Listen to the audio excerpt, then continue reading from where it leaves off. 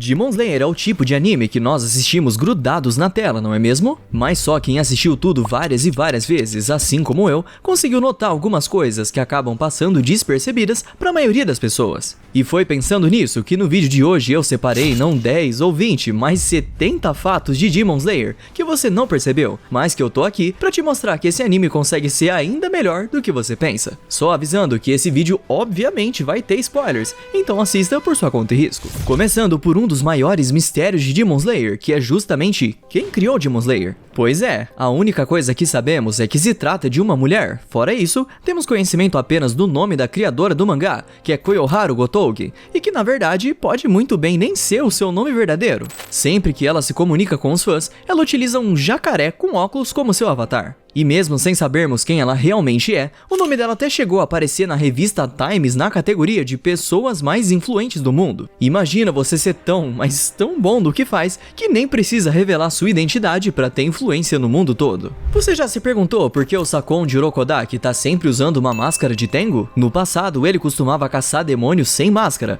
mas depois de vários Onis começarem a literalmente zoar com a cara dele por conta do seu rosto, Urokodaki ficou com tanta raiva que nunca mais apareceu sem máscara. E se você ficou curioso pra saber como é o rosto dele, calma que já já eu vou te mostrar qual é sua real aparência e você vai entender por que os Onis subestimavam tanto ele. Na primeira vez que a espada do Tanjiro ficou com a lâmina negra, o Urokodaki e o Haga Nezuka surtaram, pois de acordo com as lendas, aquilo era um mau presságio, visto que caçadores de demônios que tinham a lâmina da espada negra morriam muito cedo. Mas na verdade tudo isso era uma mentira, sendo apenas uma superstição. Ao longo do anime nós aprendemos que os caçadores mais poderosos eram justamente aqueles com uma espada dessa cor. Isso porque uma lâmina negra é indicativa do estilo mais poderoso de todos, a respiração do sol. Como a cor preta absorve mais luz solar, essa Nichirin é especialmente mortal para os demônios. Na luta contra o Gyutaro, o Tanjiro demonstra sua marca do caçador pela primeira vez. E de acordo com o que é dito, os caçadores de demônios que despertam essas marcas acabam morrendo antes mesmo de atingirem os 25 anos. A única exceção foi o Michikatsu, que se salvou ao se tornar um Oni, e o Yorichi, que foi o primeiro usuário da marca, além de já ter nascido com ela. Talvez o lance dos 25 anos seja apenas uma superstição, mas você sabia que existe uma explicação do porquê isso acontece? É como se os caçadores estivessem trocando sua própria vitalidade por mais poder, e quanto mais eles usam as marcas, mais o corpo deles vai se deteriorando, fazendo com que eles morram cedo demais. Ou seja, com grandes poderes vem grandes marcas? Ou algo assim. Todo mundo sabe que o Tanjiro se tornou o caçador de demônios mais poderoso da atualidade. Mas não é só porque ele é o personagem principal. Na verdade, desde o início, nós vemos que ele é um verdadeiro prodígio, com ele enfrentando Gyuto Tomioka sem nenhum tipo de técnica ou treinamento. E conforme ele treina, ele evolui mais rápido do que qualquer outro. Em apenas 6 meses, ele já foi capaz de superar completamente o Sabito, que pra quem não lembra, era um espadachim bem habilidoso, que treinou ao lado do Tomioka, tendo até mesmo salvado a vida dele algumas vezes. Além disso, o Tanjiro é o único caçador de demônios da atualidade capaz de usar 3 estilos de respiração,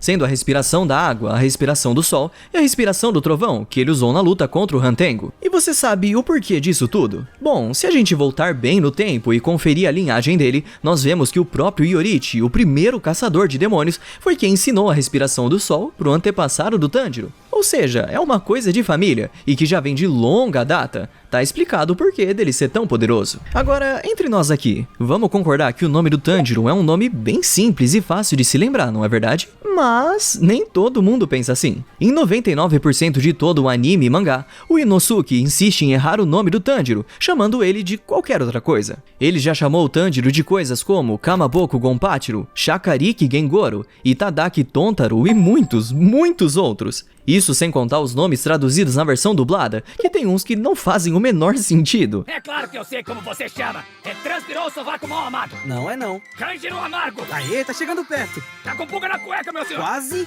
Kanji Kamada. Falta só um pouco. Mas o meu favorito mesmo, é claro, que é o Tangerino. É tanto erro que parece até que é de propósito. Afinal, será que é mesmo possível errar Tanjiro tantas vezes assim? O Tangerino é o tipo de pessoa que sempre tá em contato com seus amigos, e se naquela época existisse o WhatsApp, ele com certeza seria aquele amigo que manda mensagem de bom dia todos os dias. Mas como o celular ainda não tinha chegado no Japão antigo, o jeito que Tanjiro achou de se comunicar com seus amigos foi através de cartas, e ele mandava cartas pra eles o tempo todo. Todo mundo respondia a ele, quer dizer, todos menos o Tomioka, que nunca respondeu nenhuma carta recebida. Tá certo que ele não era muito de conversa, mas ele bem que podia ter respondido ao menos uma única cartinha, não é mesmo? E lembra que eu falei sobre a linhagem do Tanjiro? A respiração do sol não é a única coisa que foi passada de pai para filho, não. Os brincos de Hanafuda que o Tanjiro usa também são uma herança. Só que tem uma coisa por trás desses brincos.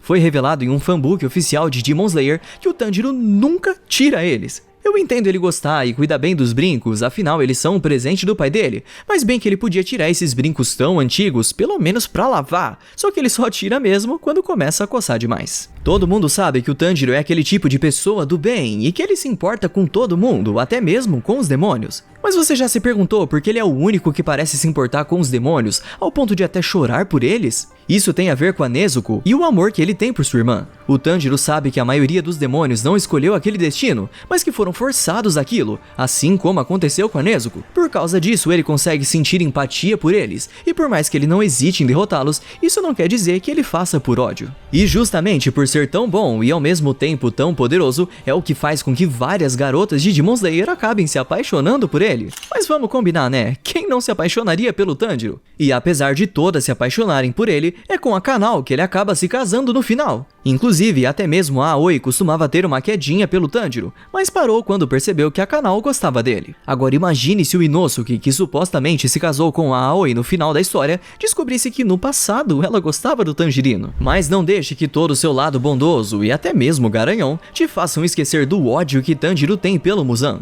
Na cena em que ele encontra o rei dos demônios na rua, nós podemos ver em primeira mão o quão furioso o Tanjiro ficou. Isso porque todo o mal que já aconteceu e vem acontecendo com ele é tudo graças ao Muzan. Então não é como se ele fosse um cara bonzinho o tempo todo. Ele fica assim bem pé da vida em alguns momentos. Afinal, ele é gente como a gente. Agora, eu aposto que você não sabia que muitos pais de família no Japão não gostam nem um pouco do Tanjiro. E calma, tem uma explicação pra isso. O que acontece é que as crianças do Japão gostam muito do Tanjiro. Na verdade, gostam até demais dele. Em uma pesquisa feita por lá, eles viram que as crianças admiravam o Tanjiro até mais do que os seus próprios pais. E ao que parece, os pais não gostaram muito de saber disso. E alguns até ficaram preocupados. Eu até entendo os pais se incomodarem com isso, mas na verdade o Tanjiro é tão, mas tão gente boa que dá pra entender por que a criançada admira ele tanto assim. Ok, nesse ponto todo mundo já sabe o quão poderoso é o olfato do Tanjiro, mas será que você realmente sabe de todo o potencial dele? É sério, ele pode praticamente sentir sua alma só com o nariz. Pra começar, o olfato dele é tão bom que ele encontrou o Muzan só pelo cheiro, sendo o único dentre todos os caçadores de demônio a ser capaz de fazer isso. E detalhe, Tanjiro conseguiu reconhecer o cheiro do Muzan, mesmo tendo se passado 2 anos desde que ele havia atacado sua família. Além disso, ele também consegue sentir a verdadeira intenção das pessoas só pelo olfato, então é como se ele pudesse saber os seus sentimentos só te cheirando. Foi exatamente o que ele fez ao perceber todo o ódio da Shinobu, mesmo ela tentando não demonstrar isso. Fora isso, Tanjiro também consegue sentir o fio da abertura de um oponente, o que permite ele atacar o inimigo diretamente em seu ponto fraco. Sem dúvida alguma, o nariz do Tanjiro é uma das suas maiores armas, e dá sim pra gente falar que ele tem um dos narizes mais poderosos dos animes. E já que estamos falando do nariz dele, você sabia que, assim como o Pinóquio, o Tanjiro também não consegue mentir? No caso dele, o nariz não vai crescer, mas seu rosto vai se contorcer todo, e vai dar pra notar na mesma hora que ele tá mentindo. Descobrimos aqui uma das fraquezas do Tanjiro: ele é incapaz de contar uma mentira e disfarçar. Você lembra quantas espadas o Tanjiro chegou a quebrar durante o anime? Não? Pois eu te garanto que o ferreiro Haganezuka com certeza lembra. Ao todo, o Tanjiro deu fim em 3 espadas feitas pelo Haganezuka, deixando ele extremamente irritado e pronto para acabar com a vida do Tanjirino a qualquer momento, já que as espadas são a coisa que Haganezuka mais ama no mundo todo. Pra sorte do Tanjiro, no final, ele conseguiu uma espada milhares de vezes mais poderosa e resistente do que as que ele usava antes, tendo a lâmina da antiga espada do próprio Iorichi. E eu tenho certeza que o Haganezuka gostou bastante de ter trabalhado nessa espada lendária pro Tanjiro, e nem quero imaginar o que ele faria se ela também fosse quebrada. E se eu te dissesse que, se não fosse por um figurante inesperado chamado Saburo, Demon Slayer poderia ter acabado antes mesmo de começar? Isso porque lá no episódio 1, quando o Tanjiro estava retornando para sua casa, depois de ter vendido seu carvão na cidade, foi esse personagem quem disse para ele não ficar andando durante a noite, pois ele podia se deparar com demônios. O Tanjiro acaba aceitando o conselho desse cara e passando a noite na casa dele, mas foi justamente nessa noite que o Muzan atacou toda a sua família. Ou seja, se não fosse pelo conselho desse personagem inesperado, o Tanjiro estaria na casa no momento em que o Muzan aparecesse e acabaria ou sendo transformado em um Oni ou morto junto com sua família. E mais do que isso, mesmo que a única sobrevivente ainda tivesse sido a Nezuko, ela certamente acabaria morrendo logo depois pelo Tomioka. Nesse ponto, nem o Tanjiro seria capaz de resistir ao Muzan e nem a Nezuko a um Hashira. Pois é, se nós temos Demon Slayer hoje, é tudo graças ao conselho do Saburo e por ele ter convidado o Tanjiro para passar a noite na casa dele. Me diz aí, você sabe qual é o Hashira mais extravagante de todos? É claro que eu tô falando do Tengen Uzui, mas você sabia que o design original dele era para ter sido assim? Ele era bem menos musculoso, tinha bandagens cobrindo boa parte do seu rosto e também tinha mangas cobrindo seus braços para se proteger do sol, ou seja, bem menos extravagante. Mas o design do Tengen foi disso para isso. E aí sim ele se tornou o Hashira extravagante que conhecemos. E não podemos falar sobre o Tengen sem trazer à tona sua trágica história de origem. Você com certeza notou que o Tengen tem não uma, nem duas, mas 3 esposas. E isso é por causa da cultura de poligamia da sua família. Acontece que Tengen foi criado para ser um shinobi, e quando ele completou 15 anos, sua família escolheu 3 esposas para ele. Tengen também tinha 8 irmãos e amava muito todos eles, mas seu pai era tão rígido que 3 dos seus irmãos acabaram morrendo devido ao treinamento excessivo que eles passavam. Mas o pior mesmo foi quando seu pai fez todos os seus filhos restantes lutarem até a morte enquanto estavam mascarados. Infelizmente, o Tengen só percebeu esse fato depois de já ter matado 2 dos seus irmãos, e no final só havia sobrado ele e um único irmão como sobrevivente. Depois disso, Tengen deixou sua família para sempre e acabou virando um caçador. Mas, apesar disso, Tengen desenvolveu uma grande habilidade com sua família, que somente ele mais um outro caçador é capaz de fazer. Em toda a história de Demon Slayer, somente Tengen e Inosuke são conhecidos por usarem 2 espadas em combate. Agora vamos falar do Sanemi. Você sabia que ele tem uma vantagem secreta quando tá lutando contra os demônios que nenhum outro Hashira possui? E tudo isso porque ele é um Mareshi, que pra quem não sabe, são humanos que têm um sangue extremamente raro. O menor cheiro do seu sangue já dá água na boca nos Onis, além de causar um efeito inebriante, que faz os demônios perderem o foco e atrapalhar as suas habilidades de combate.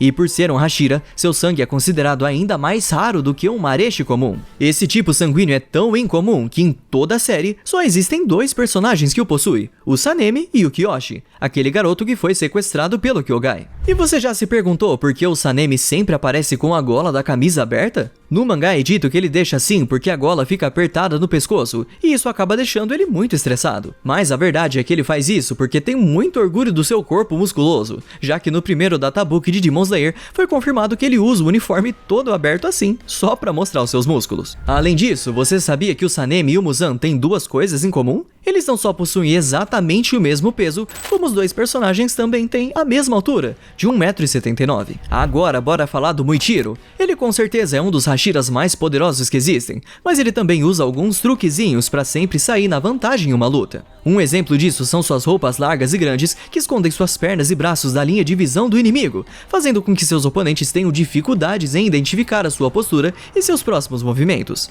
o que melhora ainda mais a potência da sua respiração da névoa. Outra coisa interessante sobre o Muichiro é que ele é capaz de dormir profundamente em qualquer lugar ou condição, mesmo que esteja no meio de uma tempestade com raios e trovões. Dessa forma, ele sempre tem a quantidade necessária de sono em dia, o que permite que em todas as suas lutas ele esteja com sua força máxima. Além disso, Muichiro também é o pilar mais novo de todos, tendo apenas 14 anos. Mais do que isso, ele demorou só 2 meses para virar um Hashira, o que só prova como ele com certeza está entre os mais fortes. Mas beleza, o Muichiro pode até ser um prodígio, mas ele definitivamente não é o Hashira mais poderoso. Algum palpite sobre qual seria o mais forte então? Surpreendendo um total de 0 pessoas, esse título do mais forte vai direto pro Gyomei, o Pilar da Pedra. Ele realmente dá aquela impressão de ser o mais poderoso, não é verdade? E o que também surpreende um total de 0 pessoas é o fato do Hashira mais fraco ser a Shinobu, a Pilar dos Insetos. Afinal de contas, isso já foi dito no anime, e é justamente essa a explicação da Shinobu para utilizar veneno na sua katana, pois ela não tem força o suficiente para decapitar um demônio. Mas não se engane, apesar dela ser a mais fraca fisicamente, enfrentar ela em um duelo pode ser fatal. O Gyomei pode até ter essa aura assustadora, mas tem uma coisa que muita gente não sabe sobre ele. Tá certo que no esquadrão de caçadores temos um Hashira que tá sempre acompanhado de uma cobra, mas o Hashira mais brutal de todos simplesmente adora gatinhos. É isso mesmo. Assim como a Mitsuri, o animal favorito do Gyomei são os bichanos. E o que será que o Hashira mais forte fica fazendo no seu tempo livre, quando não tá caçando demônios por aí? Bom, o Gyomei tem muitos hobbies, mas o seu favorito mesmo é tocar shakuhachi, uma espécie de flauta. Ele começou a tocar um instrumento quando ainda era criança, e foi dito que ele ficava tanto tempo tocando a flauta que a sua avó até precisava bater nele com uma vassoura. Todo mundo tá acostumado com a Shinobu usando esse uniforme mais comportadinha, mas você sabia que originalmente era para ela usar uma roupa com um decote igual ao da Mitsuri? Acontece que quando Shinobu viu como ficaria a roupa no seu corpo, ela simplesmente queimou o uniforme bem na frente do rapaz que tinha acabado de entregar para ela. Ainda bem, né? Porque isso não ia combinar nem um pouco com ela. Mas mesmo que a Mitsuri e Shinobu tenham uniformes tão diferentes, elas são, na verdade, ótimas amigas. E uma das principais razões para isso é porque elas eram as únicas duas mulheres Hashiras após a morte da Kanai. Shinobu até consegue falar com Mitsuri sobre sua vida pessoal, e Mitsuri até mesmo ensina culinária ocidental para Shinobu. Mas como nem tudo são flores, enquanto a Mitsuri adora gatinhos, a Shinobu odeia os bichanos com toda a força. Na verdade, foi revelado que ela não gosta de nenhum bicho que seja peludo. A razão de Shinobu odiar tanto esses animais não foi explicada, mas talvez seja porque ela tem um peixinho dourado de estimação chamado Fugo. Inclusive, se você pesquisar o significado da palavra Fugo, vai ver que esse é o nome de um baiacu extremamente venenoso, o que faz bastante sentido comparado ao estilo de luta da Shinobu, que usa justamente veneno para matar os demônios. E falando em veneno, em um ponto da série, a quantidade de veneno dentro do corpo da Shinobu era 700 vezes a quantidade necessária para matar um demônio comum. O que significa que se um demônio desse apenas uma lambida em seu sangue, já seria o suficiente para ele ir de F rapidinho. Pra você ter ideia, em uma lua superior como Doma, o veneno foi forte o suficiente para derreter os seus ossos e impedir a sua regeneração. Obanai é um dos Hashiras com a aparência mais estranha e amedrontadora, mas você sabia que a autora de Demon Slayer já revelou que ele não é muito forte em termos de força física? Quando questionada sobre quais dos Hashiras seriam os mais fortes numa competição de queda de braço, a autora afirmou que Obanai é um dos mais fraquinhos fisicamente, mas ao menos ele compensa isso com sua incrível habilidade com a espada. E talvez já esteja muito na cara, mas pra quem ainda não sabe, o Obanai é completamente apaixonado por um outro Hashira, e nem é pelo mais extravagante. É claro que eu tô falando aqui da Hashira do amor, a Mitsuri. O mais engraçado é que antes de ele se apaixonar por ela, o Obanai costumava ter um medo extremo de mulheres, o que não é algo só do anime não, isso acontece até na vida real e se chama ginofobia. Mas no caso do Obanai, ele tem todo esse medo e até ódio pelas mulheres por conta do passado traumático que ele teve, já que ele nasceu em uma família composta apenas por mulheres que o tratavam como uma ferramenta. E ele também começou a odiar as mulheres quando viu quão fracas eram as caçadoras de demônios que entravam pro esquadrão. A Mitsuri foi a primeira e única mulher que ele realmente achou bonita e teve interesse. O mais legal disso tudo é que quando Obanai viu a Mitsuri pela primeira vez, já foi amor à primeira vista. E ele ficou tão pasmo com a beleza dela que a sua cobra começou a entrar em pânico e até acabou dando uma mordida nele. E calma gente, eu tô falando da Kaburamaru mesmo. Por causa de sua família abusiva, Obanai acabou se tornando um jovem muito problemático e cheio de traumas, e talvez seja até por isso que ele não é tão forte fisicamente quanto os outros Hashiras. Mesmo quando já era um dos pilares, ele raramente comia, só que isso mudou assim que ele viu o apetite voraz da Mitsuri, o que influenciou Obanai a começar a comer bem mais que o normal. E isso certamente o ajudou a se tornar um caçador de demônios mais forte. Como você já sabe, Mitsuri é uma comilona de primeira e que ela até ensina Shinobu a cozinhar. Mas uma coisa absurda sobre ela é que dentre todos os Hashiras, ela é que tem o maior apetite e a que come mais comida. Você tem noção que ela come mais comida que um brutamontes como Gyomei? Inclusive, a razão do cabelo da Mitsuri ser rosa é porque ela come muito sakuramochi e um bolinho de arroz rosa. E acredite ou não, essa é uma condição médica que pode realmente acontecer na vida real. Mitsuri também detém o recorde mundial de ser capaz de comer de uma vez 100 palitos de dango, aqueles bolinhos japoneses. Imagina se, em vez do Genya, fosse ela que tivesse a habilidade de comer demônios. Até o Muzan teria medo dela. Mas vamos falar sobre o que vocês realmente estão se perguntando. Por que ela usa essa roupa toda decotada e curta desse jeito? Como você já sabe, o Sanemi utiliza sua roupa aberta só pra mostrar os seus músculos. Já a Shinobu odiou tanto a sua roupa, que era igual a da Mitsuri, que simplesmente tacou fogo nela. E por incrível que pareça, a Mitsuri também odiou o uniforme dela assim que o recebeu. Mas acontece que ela era tímida demais pra pedir um diferente e acabou ficando com ele mesmo. O Obanai até notou que Mitsuri não tinha gostado muito do seu uniforme e pra tentar ajudar, ele teve a brilhante ideia de dar um par de meias pra ela, pra que assim ela não se sentisse tão desconfortável usando um vestido tão curto. Acho que o Obanai realmente não sabe lidar com mulheres. E uma coisa que vale a pena mencionar é que a Mitsuri também amava o Obanai, e assim como ele, também não conseguia declarar abertamente os seus sentimentos. É até irônico pensar que justamente a Hashira do amor não consegue confessar o amor que sente. Mas no final, quando ambos estavam prestes a morrer, Mitsuri enfim confessa que o ama e eles prometem se casar caso renascessem como humanos, o que vemos que realmente acontece lá na frente, quando suas reencarnações se casam. Com certeza uma história trágica, mas ao mesmo tempo muito bonita. Mas aposto que você não sabia que a Mitsuri era aluna de ninguém menos que o Rengoku. Inicialmente ela foi treinada como sendo uma discípula do Rengoku, mas infelizmente ela não foi capaz de dominar totalmente sua respiração das chamas. Assim, Mitsuri criou seu próprio estilo baseado na respiração das chamas, a respiração do amor. Agora, deixa eu te fazer uma pergunta. Você sabe qual foi o personagem que menos sorriu em toda a história de Demon Slayer? Até se você falasse alguns dos demônios, você teria errado, pois esse personagem é o nosso amigo Tomioka. Ele é um Hashira super na dele, que não gosta de falar muito, chegando ao ponto de vários outros Hashiras nem gostarem muito dele. As poucas vezes que o Tomioka soltava um sorrisinho, era quando ele via seu prato de comida favorito, que é salmão cozido com daikon. E se até ele come isso sorrindo, com certeza deve ser muito bom. E você sabia que o corvo do Tomioka é tão, mas tão velho, que ele constantemente comete vários erros ao passar mensagens pra ele, e que por conta da idade ele se move bem lentamente enquanto voa? É por isso que vemos o Tomioka sempre chegando atrasado, inclusive em várias lutas importantes. Agora, algo que você realmente não sabia é que o Tomioka já foi um rival amoroso do Zenitsu. Após a batalha contra o Muzan, o Haori do Tomioka foi quase feito em pedaços, mas felizmente a Nezuko usou seu talento em costura e conseguiu restaurar boa parte da roupa. O Tomioka ficou tão comovido com isso que ele começou a enviar muitos e muitos presentes para Nezuko, indo desde kimonos e enfeites de cabelo até alguns lanchinhos. Isso fez com que o Zenitsu ficasse muito bravo, até o ponto de considerar o Tomioka como um rival amoroso dele. Apesar da katana ser a arma mais comum dos caçadores de demônio, você sabia que apenas 4 Hashiras usam katanas? Duvida? Então confere comigo. A Mitsuri usa uma espada chicote, que só pra curiosidade, existe na vida real e é chamada de Urumi. O Tengen praticamente usa 2 cutelos em tirin gigantes.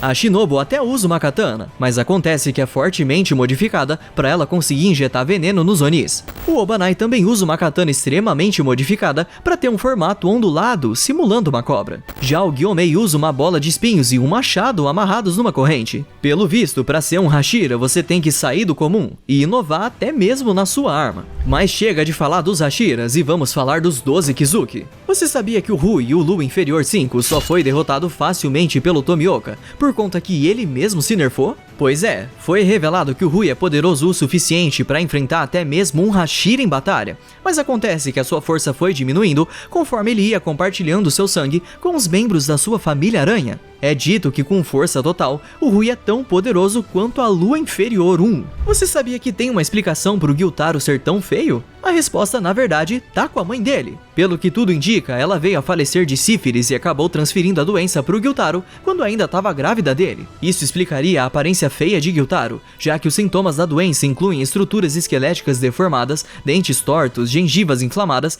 e manchas causadas por erupções cutâneas no corpo, que é exatamente o que vemos no Gyutaro. E você sabia que ele é um dos demônios favoritos do Muzan? Talvez seja até por isso que ele conseguiu se tornar a Lua Superior 6 ao lado da sua irmã Daki. Mas embora ambos compartilhem o mesmo rank, o próprio Muzan considera apenas o Gyutaro como sendo a Lua Superior 6. Até porque, entre os dois, somente Gyutaro é forte o suficiente para realmente fazer parte das Luas Superiores. Depois da derrota do Gyutaro, o Muzan até se arrependeu de ter permitido que a Daki ficasse com ele, visto que ela foi a principal razão dele ter sido derrotado pelos caçadores. Mas você sabe o verdadeiro significado do nome do Gyutaro? A informação que temos é de que a palavra Gyu se refere aos chamados gerentes, que são os responsáveis por chamar os clientes e recolherem o dinheiro no distrito do entretenimento, enquanto que Utaro significa filho mais velho. Então seu nome é literalmente uma definição da pessoa que ele era. Eu disse que o Gyutaro era muito mais forte que a Daki, mas isso não significa que ela seja fraca. Enquanto o Gyutaro matou e devorou 15 Hashiras, a Daki conseguiu fazer o mesmo com 7 deles. Isso não só nos mostra o quão forte a Daki era, mas também comprova a força de Zenitsu e Inosuke, que mesmo sendo caçadores novatos, conseguiram finalizar um demônio que havia matado 7 pilares. Como você já sabe, a mãe do Gyutaro e da Daki morreu de sífilis. E sabia que você perdeu um easter egg bem sinistro sobre isso? Antes da Daki se tornar um Oni, seu nome humano era Ume, e esse nome tem um significado duplo em japonês, e pode significar sífilis, bem sinistro. Outra referência assustadora da Daki é sua habilidade de transformar o seu pescoço em uma faixa extensível, já que isso foi baseado em um yokai do folclore japonês chamado Rokurokubi, que tem como principal habilidade justamente esticar seu pescoço. Você já se perguntou por que o Akaza tem essas tatuagens de linhas azuis em seu corpo? Na verdade, ele já possuía essas tatuagens desde quando era humano, as quais representavam os crimes que ele havia cometido. Porém, como um demônio, essas tatuagens não só se mantiveram, como passaram a se espalhar cada vez mais conforme ele fosse matando pessoas. Outra coisa que talvez você não tenha percebido é que grande parte dos ataques do Akaza tem nomes de fogos de artifício, sendo uma referência à promessa que ele fez à sua amada Koyuki de ver os fogos de artifício junto com ela. O que mostra que mesmo como um demônio, ele ainda tinha forte ligação com as pessoas que amava. E um dos motivos que me faz gostar do Akaza é que mesmo ele sendo um dos demônios favoritos do Muzan, ele nunca sentiu respeito ou admiração pelo rei dos demônios, e nem fica bajulando ele como acontece com vários outros. Akaza só via Muzan como seu chefe e nada mais, o que até faz sentido, já que seu único objetivo era somente se tornar mais forte. E mesmo que Akaza fosse assim, Muzan ainda dava um tratamento especial para ele, sendo Akaza o único dos 12 Kizuki que se recusou a comer ou matar mulheres e o Muzan simplesmente permitiu. Agora, um demônio que é bem sinistro é o Hantengo, um cara tão mentiroso que mentia tanto sobre si mesmo que acabou esquecendo seu nome verdadeiro, sua idade e até sua história de vida. E eu não digo isso somente enquanto ele era um demônio não, desde criança Hantengo já vinha contando mentiras a rodo, até o ponto que ele nem sabia mais quem ele era. Além de mentiroso, Hantengo também era um cara bem covarde, que já teve várias famílias ao longo da sua vida. Mas acontece que sempre que ele era acusado de desonestidade por alguém, ele acabava descontando sua raiva em sua própria família, matando a sua esposa e filhos no processo. E esse ciclo de construir família e depois matar geral, continuou até que o Muzan o transformou em Oni. E eu acho que o Muzan deve ter se arrependido muito de ter feito isso, viu? Porque foi revelado em um fanbook que às vezes o Hantengo é tão chato que nem o rei dos demônios suporta a presença dele. Já falamos de Onis que o Muzan gosta bastante aqui, e até do Hantengo que é bem insuportável, mas se tem um que ele odeia, esse é o Doma, a Lua Superior 2. Doma é um demônio extremamente leal e bem puxa-saco do Muzan, chegando ao ponto de fazer dele a figura central de adoração dentro do seu culto da fé do paraíso, mas acho que isso só serviu pro Muzan gostar menos ainda dele. E realmente o Doma é um ser bem desprezível.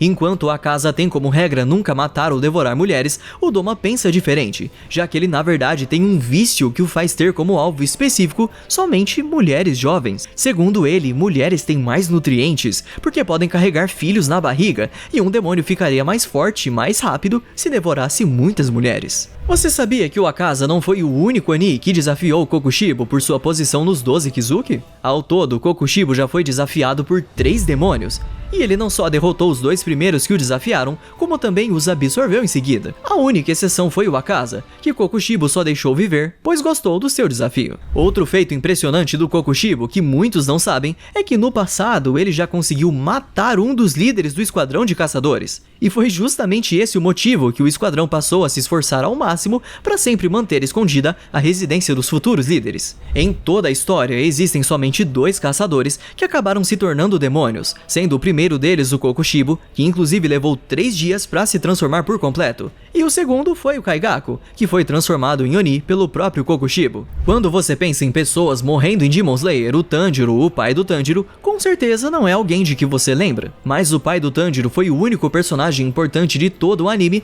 a morrer por causa de um resfriado. E apesar disso, eu tô pra falar que se ele não tivesse morrido, toda a história do anime seria bem diferente. E eu não tô dizendo que ele seria capaz de derrotar o Muzan quando sua família foi atacada, mas com certeza teríamos uma batalha incrível entre os dois. Pensa bem, o pai do Tanjiro foi capaz de manter a dança do Deus do Sol por várias horas no frio, e isso quando já estava doente, o que só mostra o quão resistente ele era. Além disso, é meio que implícito que sua marca de nascença na testa era a marca do caçador, e ele também tinha acesso a habilidades avançadas, como o estado altruísta e até o mundo transparente, o que só comprova sua força. Talvez ele até tivesse perdido e sido morto pelo Muzan, mas eu posso apostar que toda a família do Tanjiro teria conseguido escapar enquanto os dois lutavam. E já que falamos sobre a morte do pai do Tanjiro, alguém mais aí tá curioso pra saber como que o próprio Tanjiro morre no final? Depois de derrotar Muzan e se casar com Akanal, a verdade é que nós não sabemos exatamente como o Tanjiro morre, mas dá pra supormos o que acontece. Já tinha sido dito na história que os caçadores de demônio que despertavam a marca do caçador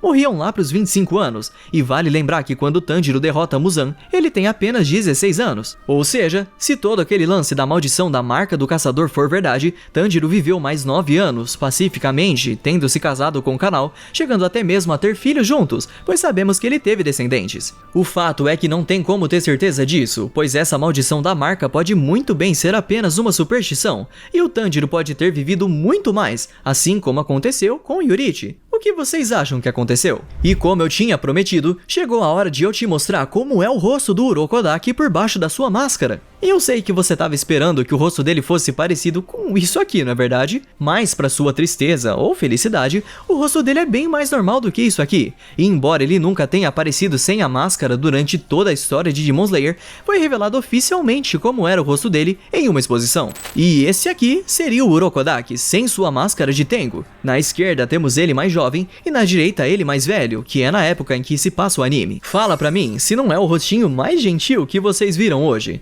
Ele consegue ter uma aparência ainda mais amigável do que a do Tanjiro. Agora eu entendo porque os demônios faziam bullying com ele. E aí, você já sabia de todos esses fatos sobre Demon Slayer? Comenta aí se você já os conhecia e me conta também alguns fatos que só você percebeu. Veja também diversos easter eggs incríveis que nós encontramos em Demon Slayer e que a maioria das pessoas não percebeu. Clica aí nesse vídeo que tá aparecendo na tela que eu garanto que você vai ver muita coisa que você perdeu. Mas eu vou ficando por aqui e até o próximo vídeo. Valeu!